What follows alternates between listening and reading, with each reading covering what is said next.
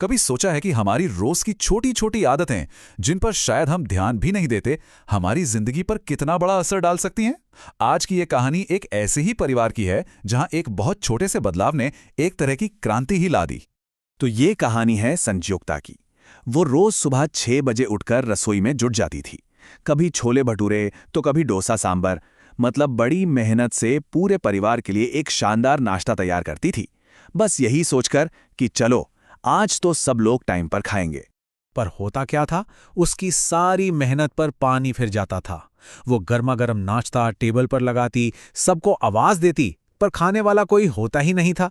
वो शानदार नाश्ते से सजी मेज बस खाली की खाली ही रह जाती थी। तो सवाल ये है कि आखिर ऐसा होता क्यों था?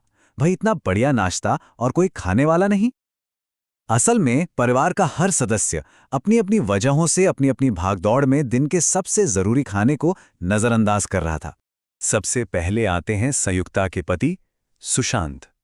वो ऑफिस के लिए तैयार हो रहे हैं। उनकी एक बहुत जरूरी मीटिंग है और वो पहले से ही लेट हो चुके हैं। वो संयुक्ता से बस इतना कहते हैं कि हरे मैं बाद में खा लूंगा, और बिना नाश्ता किए ही ऑफिस के लिए निकल जाते हैं। ठीक उसी समय घर के बड़े, उसके सास ससुर अरुणा और अशोक, वो भी कहीं जाने के लिए तैयार हैं। उन्होंने अभी अभी एक नई योगा क्लास ज्वाइन की है और उनका फैसला है कि नाश्ता तो अब वापस आने के बाद ही करेंगे। घर का एक और सदस्य है राघव।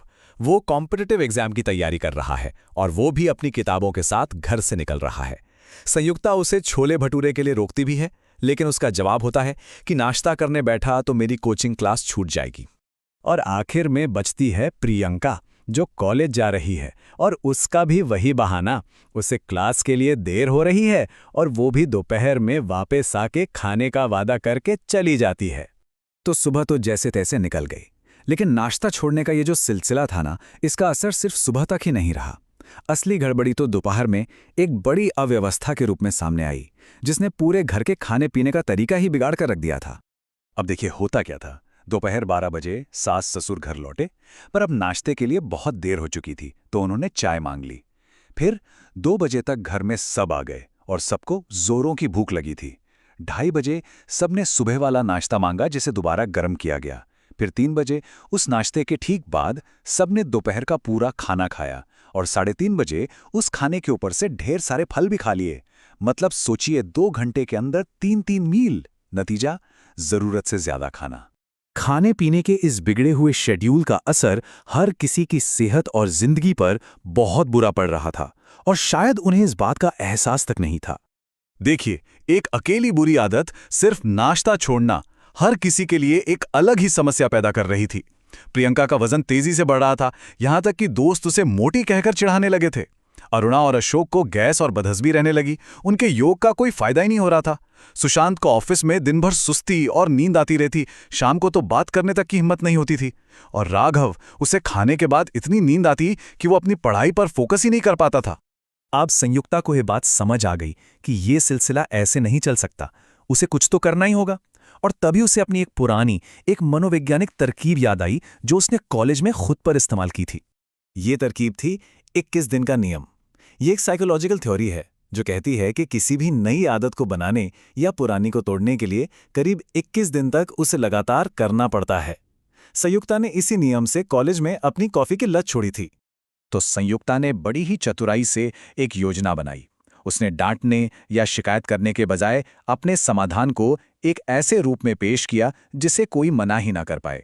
उसने कहा कि परिवार की सुख शांति के लिए 21 दिनों का एक धार्मिक प्रण लेना है, और वो प्रण ये है कि एक पंडित जी ने कहा है कि समय पर भोजन करने से घर में सौभाग्य आएगा। बस परिवार वालों को लगा कि ये तो उनके ही भले के लिए है, और सबके सब 21 दिनों तक इस नियम को मानने के लिए तैयार हो गए।